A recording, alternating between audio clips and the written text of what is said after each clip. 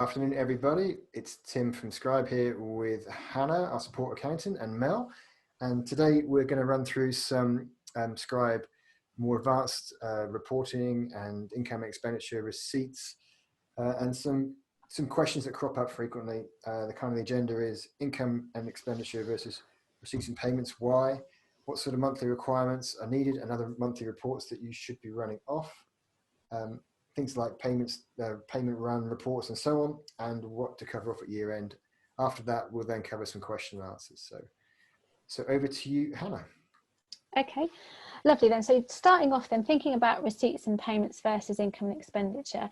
So receipts and payments is kind of the basic level, really, sort of fairly basic level accounting, sometimes known as cash accounting, and just recording receipts and payments at the point at which those entries take place. So when you make a payment, it's about recording that payment literally at the point that the payment is made, regardless of when it relates to. Same for receipts. So you might be in a situation where you've had something that was done in May, but you don't pay it till July, and the entry is in your accounts in July. So that's receipts and payments. Income and expenditure is about recording it at the point at which it relates to. So it's more thinking about when was the benefit of what goods and services received, what does it relate to, rather than when it was paid. Now this is important at year end, because obviously once you get that year end finishing, if you had something that happened in March, say you had your village hall refurbished and you had an invoice for that, and that was done in March, but you didn't then pay it because of the approval process, and that was then paid in April or May. In a receipts and payments account system, you wouldn't show it therefore until the new financial year, but in income and expenditure, you'd adjust for that to include that in the current financial year, because that was when it actually related to. So that's the difference. So it's slightly more complex, and it's thinking about accruals, prepayments, so sometimes there's accrual accounting. Generally though, councils will work on a receipts and payments basis throughout the financial year. So month on month, they'll do receipts and payments, so just recording entries as and when they take place. And then at year end, they'll do the conversion into income and expenditure. So that's at the point where they'll identify those entries that need to be adjusted for. What do I need to accrue for? What do I need to prepay? What do I need to consider that might have happened that I need to think about getting in the right financial year? Make those adjustments. Okay, so in terms of when you need to use income and expenditure, it's mandatory once you're over £200,000. So if your income and your expenditure level is over that, but only when you've had 3 consecutive financial years at that level. So it might be that you're a £50,000 council and you've had a grant or a large loan because you're going to build a sports pavilion, which has pushed you over 200,000. But unless that continues for 3 consecutive years, you don't have to therefore move into income and expenditure. You can stay on receipts and payments until you get over that threshold for 3 years. However, also you might choose to move to income and expenditure. So if you're smaller than that, and you should therefore be on receipts and payments, it is perfectly possible and acceptable to decide that you want to use income and expenditure. So it's arguably more accurate, and often I find smaller councils who could work in receipts and payments will often work in income and expenditure, particularly if the clerk or some of their councillors have a particular financial background, because generally if you're working, if you come from sort of a more kind of commercial business financial background, then you'd expect to be accruing, prepaying items, and that's sort of more comfortable with income and expenditure as opposed to more straightforward receipts and payments. So that's the difference, kind of when it needs to happen. And so in terms of at year end, you would be identifying those items that we talked about that would relate to the relevant financial year. So that might be in terms of accruing items, so where you've either received an invoice that won't be paid until the new financial year, or you might not have received an invoice, but you know you've had that goods or services taken place and you're expecting to have to pay for it, therefore you need to accrue for it. Equally, you might also have some items that you need to prepay, which is where you've paid for up ahead, but it doesn't actually relate to the next financial year. So this could be an insurance renewal. So you've said you've paid your insurance in March, but actually it's for April onwards of the next financial year, and therefore you need to adjust for that to reduce your payments in the current financial year, because you've incurred a cost that actually you're not going to see the benefit of until the new financial year. So it's all about identifying those items. So that's in terms of payments, but you also might equally be in a situation where you've got income that you need to adjust for. So if you've got invoices for things, services that you've provided that you've not been paid for, or equally, if you've already had a payment, so if you've got a hall and you've hired it out and someone's paid you because they're going to have their wedding reception there next summer, they've paid you, but actually they've not had the benefit of that yet, you've not provided the service, and therefore you'd adjust for that accordingly. So it's all about identifying those items where you need to make a payment or you need to adjust your income for something that's not happened, to get it in the right financial, to get that right. Okay, so also another important thing to consider here is also VAT, because the way that's dealt with is different. So if you're in receipts and payments, VAT literally just goes into your annual return, so your end of year accounts, those accounting statements. VAT is just included in the payments as you made it, and if you've had a VAT reclaim back in that financial year, it will show as another receipt entry. It's literally just as it is. If you're working in income and expenditure, then VAT is excluded, so you need to take that out of the entry, so there'll be net figures, and the only place you'll see that is as an adjustment for VAT, whether or not it's owing to you, likely, or possibly that you owe it to HMRC. Okay, so a few things to consider there, but most of this, the difference is important for year end, and those differences will, come into play to get those year end accounts correct. Great. So could you show us in Scribe how that works for income and expenditure, and what adjustments you make at year end? Yeah, absolutely. Let me go and have a look. So yeah, have you got that there so I can see that? Yeah. So yeah, good. Yeah, so nice thing in Scribe is that within your profile, which is under your account here, you can set which one you're working towards, so then you'll get the relevant menu options. So it keeps it nice and straightforward. So I've got receipts and payments in here, but if I set it to income and expenditure, when I've set that, I'll get the appropriate year-end menus. So under behind my year-end, I can see I'm working in income and expenditure, and therefore I get more options in here than you would receipts and payments, because of that importance in making those adjustments. Okay, so that happens in here under the adjustments line. So I've got a couple in here already that you can see as an example. So this is about identifying those items you need to adjust for. It's also important to set your level of materiality. So so what level of adjustment are you going to do? Is it everything over £100 or more than that? And being consistent about what you do in there. Okay, so I've got one. Let's have a look and move you down there so I can see what we're doing here. So a couple in here from this phone bill, for example. So I've received a phone bill for whatever and it's not been paid, and I want to accrue for it. So it's worth mentioning that things like phone bills, you wouldn't necessarily need to think about adjusting for if you're paying them on a monthly basis, providing you've got 12 within the year. It doesn't matter particularly about getting the exact 12, because this will continue year on year.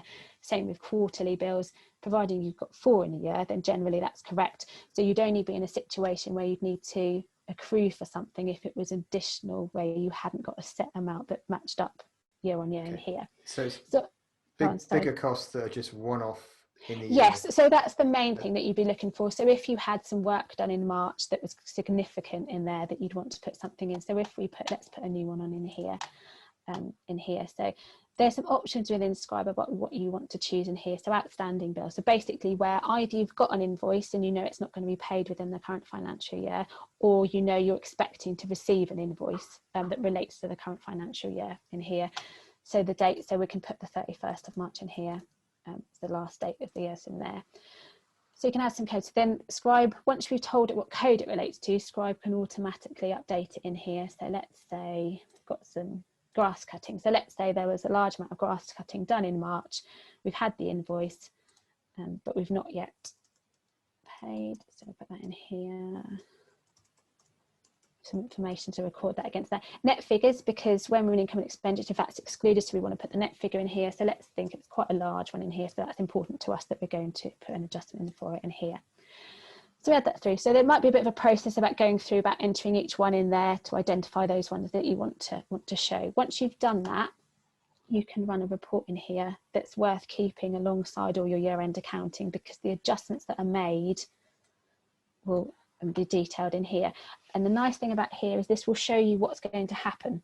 So these are outstanding bills, so received, we've not been paid yet, and therefore they're going to increase our expenditure, because had we have paid them, obviously our expenditure would have gone up, so that's going to increase things. And then we've got something in here where we've got some allotment fees, they've not yet been paid, and therefore we're going to increase our income, because within this current financial year those invoices should have been paid, and therefore we want to show that. Okay, so you go through that process putting them all in. Okay, so once you've done that, within the year-end menu on Scribe, it's always important to run calculate. All other reports in Scribe will automatically update live as you put information in, but within the year-end menu you have to calculate for it to update for you. So you put that information in. Hopefully you'll see some green things in there to say that's worked correctly. What that then does is that we'll use those adjustments and make the appropriate corrections and moving them around for you. So by running the working document, you can see what's going to happen. So this will basically, this report is converting your receipts and payments entries into income and expenditure. Okay, so if you can see in there, I've got all the codes listed so far. A is receipts and payments. So literally what Scribe would report to me if I looked at it in my normal reporting, because Scribe works on receipts and payments until the point at which I convert.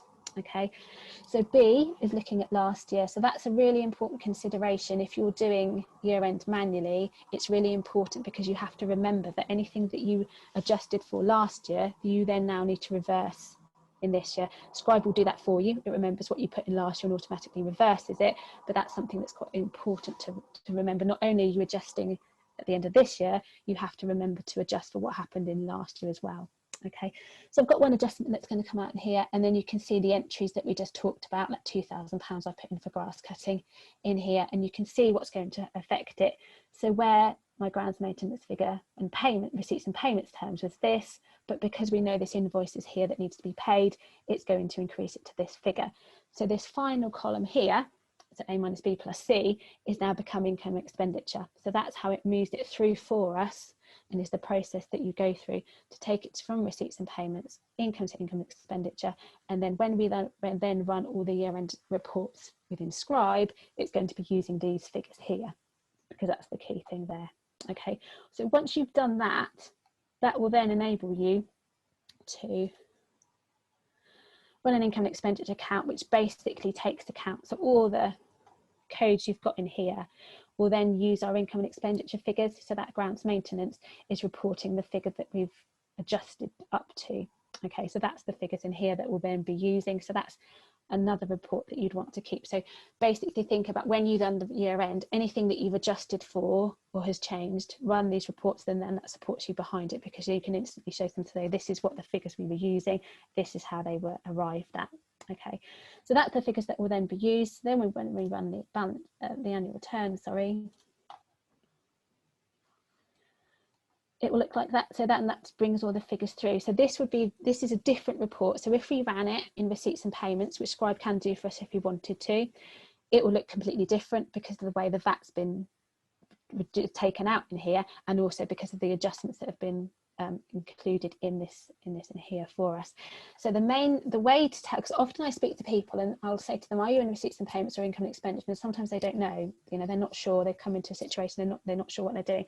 The main way to tell is if your box 7 and your box 8 are different. So here you can see they're different, and that means we're in income and expenditure, because box 7 are the funds carried forward, so that becomes our box 1 next year, and box 8 is our total cash position. So if we took everything that was in our bank, all our bank accounts together, adjusted for unpresented items, that is everything we've got. If you're working in receipts and payments, box 7 and box 8 are the same, but in income and expenditure, they're different, because this box here, box 7, has been adjusted for those adjustments and VAT as well that we looked at. Okay, so that's an important thing to be aware of, because when you get to year end and you submit this to the auditor, alongside this, you'll also need to submit a reconciliation between box 7 and box 8, and that's something that Scribe will do for you, which is this report here, and it will tell us how it's been derived at. So looking at what's reported in box 7 to consider what we've got in box 8 at the bottom, so we can see some of these entries that we looked at that we put in. But what Scribe will also do is pick up the VAT. So if you weren't using Scribe, or you're just doing this manually out of Excel, for example, that's an important thing to consider, that you also need to work out what the VAT position is, but Scribe will pick that up and put that in as well, and also adjust for that. So then you've got that information that you can then literally take and put into the form that you get from the auditor to show the difference of where that's come about. So that's another really good and helpful report in there that shows you that. The last one that's worth looking at is the balance sheet, because generally you'd produce a balance sheet alongside it if you're working in income and expenditure, because you've got these items in there that are being adjusted for. And again, you can see it's pulling it all through. So these figures we're seeing, the VAT that we just looked at. So the cash in hand, that's your box 8. Okay, and then that's your box 7 and how that's been derived at as well. So all these reports obviously all go together. So the annual report's the main one that you'll submit at year end, but all these reports are important to take off behind them, because that gives you all the sort of supporting information as how those figures were derived at. Okay, hope that all made sense. That's great. So, so for income, so receipts and payments, you run it at the end of the year and you adjust it, make your big adjustments, and you calculate, and then all the different reports fall out. Yes, so that's India. So all those additional adjustments are required for income and expenditure. If you're working in receipts and payments, it's literally just a case of getting to the end of the year, making sure you've got all your information on, that your bank reconciles, and pretty much is a click of a button to run the annual return, because you haven't got to do all this extra identifying adjustments, moving things around. So that's easier, and it's there ready to go. And do some councils want to have the receipts and payments data monthly or quarterly? And so is that unusual? So most of the time you wouldn't, this just works on a receipts and payments basis, and you just convert to income and expenditure at the end of the year. And that's something that they talk about in the practitioner's guide as perfectly acceptable, and what they expect to see is just that conversion at the year end. Some larger councils may want to work on a more accruals basis, so you would be doing it on a monthly basis. That is possible. But certainly not something that you have to do at all, and it's easier generally to manage if you just do that adjustments at year end. Okay, but if you want, you can go into the you can do, yeah. If you want to do within Scribe, it wouldn't do it for you because it's a year end conversion. So if that's something you wanted to do, that would need to be done outside of it, and it's certainly not necessary. But that's probably talking a lot larger councils, sort of up into the millions of pounds, where they'd be considering doing something like that, I would imagine, on a monthly basis. Okay. Great. Mel, any questions on the income? Yeah, I do have a very quick question. If you're a smaller council, for instance, and you're already on income and expenditure, would you make your life easier if you switch to payments and receipts? And how would that work on Scribe if that decision is made? Okay, that's a really good question, actually. So yes, you certainly can do. There's absolutely no reason why you have to be in income and expenditure. As I said, often that comes about because it's what people are more used to, and it is probably more accurate. The consideration probably with smaller councils is they've probably not got that many adjustments they need to put in, and nothing that big. So you could argue that it's not really worth doing. So it's absolutely fine to be in receipts and payments. If you therefore chose to move between them, so either you have to, because you have to go into income and expenditure because you go over that threshold, or you have been in income and expenditure and you don't want to go back to receipts and payments, you can do that. That's quite straightforward. The main thing that you need to consider is that you will need to restate your prior year. So when you run your annual return and you provide that information for your auditor, you'll have your current year, and then you'll have your column on the left, which is your prior year.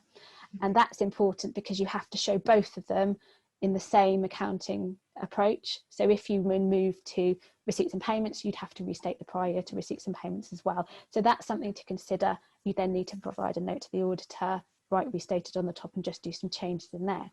In terms of moving between it in Scribe, that's pretty straightforward. As I talked about within the profile, because you can just select it in here and then run it like that, you'll get an additional menu option. So the menu option changes to receipts and payments. You can see that we're now seeing a lot less in here because there's so much less to do in here, and you can run the annual return. And if I run that, so although it's exactly the same information that we're just looking at, if you run it now, you see we've got 7 and 8 are now the same because of the way Scribe's running it for us. So that's another good thing, that if you do move between approaches, you can retain your annual return within Scribe, move over to the different approach and run it differently, but know that if you changed it back, you'd still be able to run it in the old way, if that makes sense. You'd still have that information. There's a little bit more work to do. If you go from receipts and payments into income expenditure, there's some more work to do because there's some more setup information here within the setup. In here, there's this restate last year, so you have more options. You'd only see this one cash at bank figure, and there's some more information to put in. But once you've done that, it can all run, and it's quite easy to sort of move between them. I've done, I think, 2 or 3 in about the last fortnight where people are now mindful of needing to move. Sometimes they're told to, so they need to restate because they've been told by the auditor, actually you should be in this approach, please restate, or they know that they're going to move when they get to this financial year and they want to be ready. So then I just help them update their accounts in order that it runs. But once it's done, nice and simple, and off they go. So the ones that are moving, they tend to moving, which way are they moving, the ones you've been helping out? Most of the time they're people going into income and expenditure. So they're people who have maybe over the threshold for a while and not realise. Sometimes the auditor will pick it up and say, look, really, you should have been in income and expenditure last year, can you please restate when you come to it? Or they're people who know they need to and have preempted it and come over and said, I've submitted in receipts and payments, but I now know that when I get to the end of this year, we're going to be in a situation where it's going to be our 3rd year over 200,000. Please, can you help me restate last year so that when I run it this year, I've got my 2 years in line and I'm ready to then submit as it needs to be. So that sounds good. So just summarising those points, so I got this straight. So Scribe does both, and if you are going to be doing income and expenditure, then you can go back in and you have to make sure you get your opening balances right, and you have to go back in and change those around, then it works. And you can go backwards and forwards, but you have to go back and make these adjustments in the previous year to make sure it works properly. Correct, yes, because you need, yes, that's it, because you need to show it. So what you'll probably find is you'd have submitted, say, 1920, and you'd go back in there, update that in Scribe to the new, how you want to show it, pull all that information forward so that you've got that as your prior year to submit. But you know that if you ever need to go run it as it was previously, you can go and change it back and see that information. So it's not lost, it's just the way it shows. So you can go backwards and forwards, but there's a few things to remember when you do that. Yes, the main thing is just the initial setup. So when you first set up and you set up your opening balances, when your receipts and payments, you only have to put your total cash in bank figure in what was your box 8 of the prior year. When you're in income and expenditure, you need to enter a few more details and all that it runs, which happens under Restate. But there's a help guide on that, and then also I do sessions as well to help people do that if they need to. Okay, Mel? I was wondering if anything like the reserves funds are managed different when you're in income and expenditure, when you're spending against those. Okay, so not managed differently, but they will show on the balance sheet. So when you're in receipts and payments, you won't have anywhere particularly that you need or required to show it. But when you're in income and expenditure, it's very likely that you'd run a balance sheet where it would show, but actually the way you manage reserves is the same. It's just that you're likely to report on it more in depth than when you're in income and expenditure. So that with regards to reserves, it's important that if you're going to hold a reserve, you can say what it's for and how much you've got, so that you can't be a council that you just hold in a huge amount of reserve money in the bank account and not know what it's for. Generally, you can hold about 3 to 6 months of council runnings, so what your council runnings cost would be. If you're smaller, then it'll be more months, because obviously it would take less for you to be in a situation if you haven't got much income generally. But anything more than that, you'd need to be able to earmark it and say, you know, I've got 10 grand because we're going to put in a play park, I've got 50 grand because I'm going to do this to the village, or whatever it is. But provided you can say what those items are, that's absolutely fine to hold reserves. But you don't do anything differently whether you're in receipts and payments or income expenditure with regards to how you manage them.